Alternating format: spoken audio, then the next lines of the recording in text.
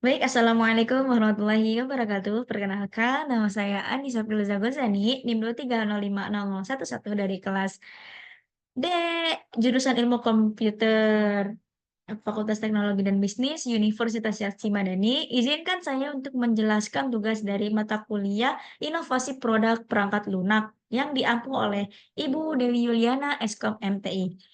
Baik, di file yang pertama ini ada perencanaan proyek inovasi, scope, timeline, sama resource-nya dari aplikasi Smart Campus Scheduler atau Schedu. Jadi di proyek ini itu namanya kan Smart Campus Scheduler atau Schedu. Nah, aplikasi ini itu dibuat untuk membantu mahasiswa tuh mengatur jadwal kuliah, tugas, catatan harian, serta agenda penting melalui aplikasi mobile sederhana, responsif, dan mudah digunakan. Jadi fitur utamanya itu ada login, ada home, ada jadwal kuliah, ada daftar tugas, ada catatan harian, ada kalender event. Batasan proyeknya itu tidak ada integrasi sistem kampusnya, tidak ada sinkronisasi cloud, sama tidak ada fitur kolaborasi antar penggunanya. Nah, proyek ini tuh dikerjakan selama 6 minggu, mulai dari requirement, UI UX design, desain mock-up-nya, struktur datanya, implementasi fitur intinya, implementasi tugas, catatan kalender, sama testing. Ini bug fix sama yang terakhir ada finalisasi, dokumentasi sama laporannya. Di resource yang dipakai itu ada project manager, ada programmer, ada UI UX designer, ada tester, sama toolsnya itu kita pakai Balsamiq atau Figma atau VS Code, HTML, CSS atau JS, ada Trello atau Notion, sama GitHub-nya. Estimasi waktunya itu requirement 2 hari, UI UX-nya 3 hari, implementasi intinya itu 10 hari, testingnya itu 4 hari. Nah, dokumentasinya itu juga 3 hari. Jadi itu perencanaan proyek inovasi dari aplikasi Smart Campus Campus Scheduler nanti.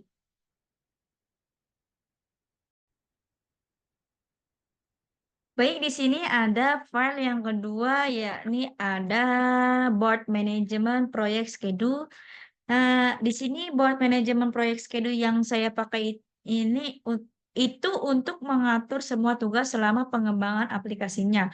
Boardnya itu dibagi menjadi 4 kolom. Yang pertama ada backlog, yang kedua ada to do, yang ketiga ada in progress, dan yang terakhir ada done.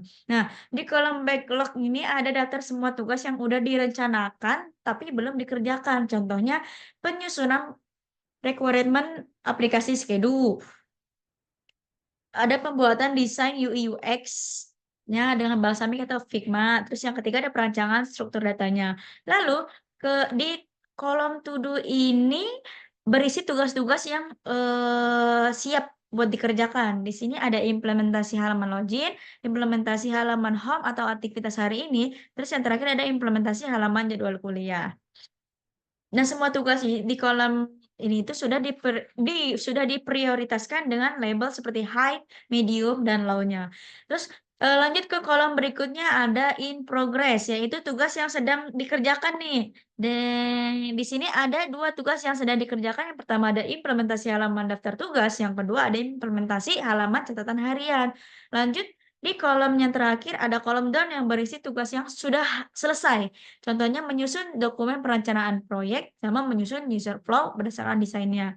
Nah, dengan board ini itu aku bisa melacak progres pekerjaan dengan jelas. Nah, tahu mana aja sih yang belum dimulai, mana aja sih yang sudah dikerjakan, mana aja yang lagi dikerjain gitu. Jadi proses pengembangan aplikasinya itu bisa jadi lebih teratur dan terkontrol.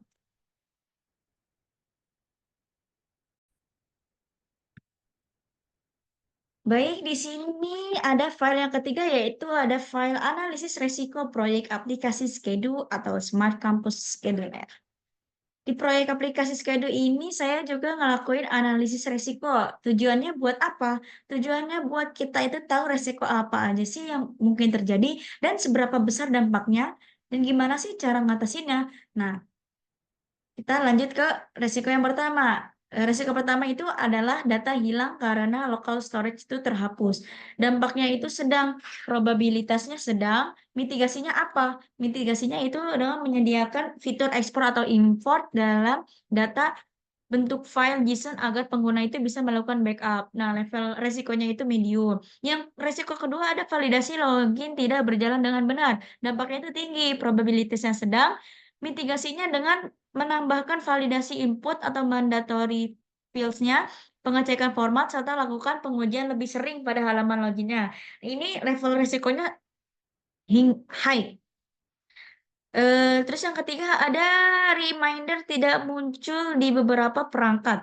Itu dampaknya rendah, probabilitasnya sedang, mitigasinya atau solusinya itu dengan menyediakan fallback, berupa notifikasi dalam aplikasi dan tampilkan pesan jika perangkat itu tidak mendukung authentication API. Level resikonya itu medium.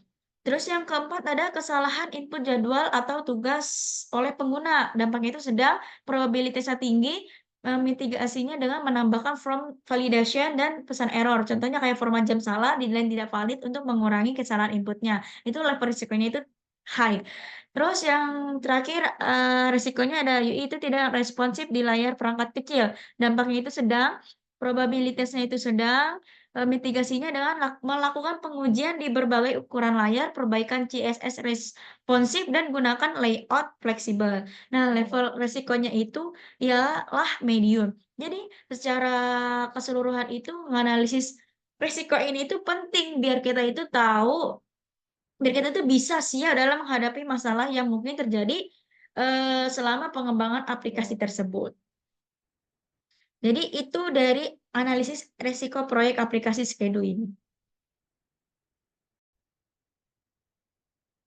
Baik, selanjutnya di file yang keempat ada indikator keberhasilan inovasi, detail perhitungannya dari aplikasi Skedo Smart Campus Scheduler. Jadi di bagian indikator keberhasilan inovasi ini itu saya mengukur 3 hal penting. Yang pertama ada ROI, yang kedua ada retention rate, sama yang ketiga ada user satisfaction. Ini biar apa? Biar bisa dilihat apakah aplikasi Skydo ini itu sudah berhasil atau belum. Nah, lanjut yang pertama, ada ROI atau return on investment. Di dalam perhitungannya dia mempunyai rumus, sama dengan manfaat dikurang biaya dibagi biaya dikali 100%. Dengan asumsi yang pertama ada tenaga kerja 700.000, yang kedua ada biaya operasionalnya 200.000, yang ketiga ada tools dan lisensinya itu 100.000. Jadi digabung total biayanya menjadi ada 1 juta. Asumsi dan rincian manfaatnya itu apa aja? Yang pertama, penggunaan di lingkungan kampus. Misalnya ada 100 mahasiswa atau user potensialnya. Terus yang kedua, nilai manfaat per penggunanya itu adalah 30.000. Jadi total manfaatnya itu ada 100 pengguna yang tadi dikali manfaat per penggunanya itu 30.000, jadi 3 juta. Perhitungannya kayak gimana? Kan tadi kan rumusnya manfaat dikurang biaya dibagi biaya dikali 100%. Manfaatnya berapa tadi? Manfaat 3 juta nih. Dikurang biayanya itu 1 juta. Jadi 3 juta dikurang 1 juta jadi 2 juta dibagi biayanya tadi 1 juta. Jadi 2 juta dibagi 1 juta baru dikali 100%. Nah, di sini sudah dihasilkan ada 200%. Setelah dihitung ROI-nya itu ada 200%. Nah, itu artinya apa? Artinya itu manfaat yang didapat itu 2 kali lebih besar daripada biayanya. Jadi proyek ini itu secara tidak langsung hitungan simulasinya itu, menguntungkan lah. Terus yang kedua ada retention rate pada minggu yang pertama.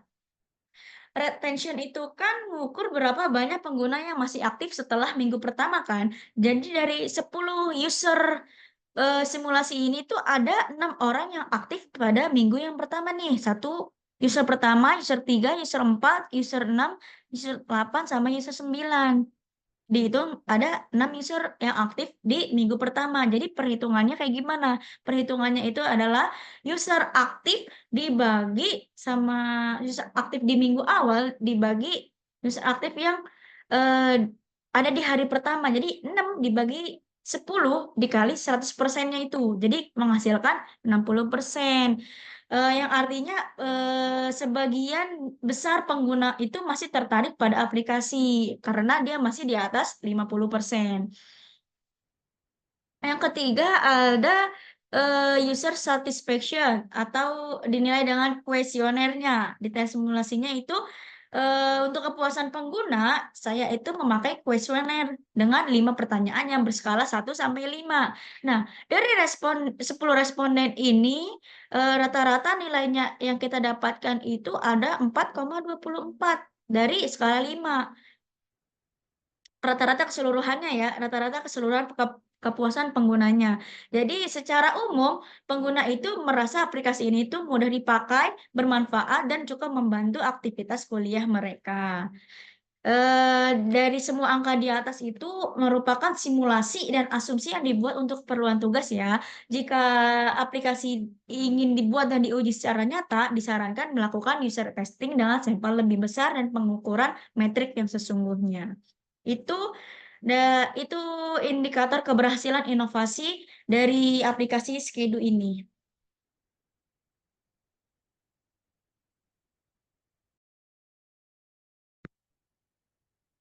Baik, di sini di file yang kelima ada continuous improvement dan feedback loop. Jadi ini adalah sebuah proses feedback loop yang dipakai di aplikasi Skedu. Nah, supaya aplikasinya itu bisa terus diperbaiki dan semakin bagus. Yang pertama, kita mulai dari sumber feedbacknya. Nah, dari sumber feedback ini masukan yang ini bisa datang dari pengguna, dari hasil testing atau dari log aplikasi yang nyatet error secara otomatis. Itu dari sumber feedbacknya, jadi seperti penggunanya. Setelah ada masukan, nanti kita masuk ke yang namanya pengumpulan feedback. Di sini semua keluhan, saran, sama data errornya itu dikumpulin supaya nggak ada yang kelewat. Nah, dari pengumpulan feedback ini, nah masuklah ke tahap yang namanya analisis feedback. Nah, di sini itu kita cek dan kita pahami inti masalahnya itu apa. Nah, kita lihat mana sih yang sering terjadi, masalah apa yang sering terjadi, terus mana yang bikin user itu kesulitan, dan mana yang paling penting untuk ditanganinya. Nah, dari analisis feedback tersebut kita masuk yang namanya ke prioritas perbaikannya. Nah, di sini kita tentuin mana sih yang harus kita perbaiki dahulu. Nah, mulai dari yang paling penting seperti bug besar sampai yang kecil itu seperti tampilannya. Lalu dari prioritas perbaikan kita lanjut yang namanya ke implementasi perbaikan. Nah, di tahap ini itu kita harus benar-benar memperbaiki masalahnya. Tambahin perbaikannya apa aja yang harus ditambahin dan memperbarui aplikasinya. Lalu di tahap yang terakhir ada monitoring hasil. Di monitoring hasil ini kita cek lagi apakah perbaikan yang tadi itu udah berhasil atau belum, apakah error-nya itu sudah hilang atau belum, dan apakah pengguna itu sudah lebih nyaman atau belum. Nah, kalau memang masih ada masalah, siklusnya itu nanti balik lagi ke tahap yang pertama, ya ini tahap sumber feedback. Nanti kalau emang dari sumber feedback-nya ini ada masalah lagi, nanti diulang lagi ke pengumpulan feedback sampai ke monitoring hasilnya, nanti ulang lagi terus. Nah, makanya itu kenapa disebut loop. Nah, loop itu karena proses ini itu muter terus. Jadi, insya Allah bisa bikin aplikasi itu tuh semakin baik lagi. Dari dari apa yang namanya? Pokoknya dari masukan-masukan dari penggunanya. Jadi itu yang namanya continuous improvement dan feedback loop-nya.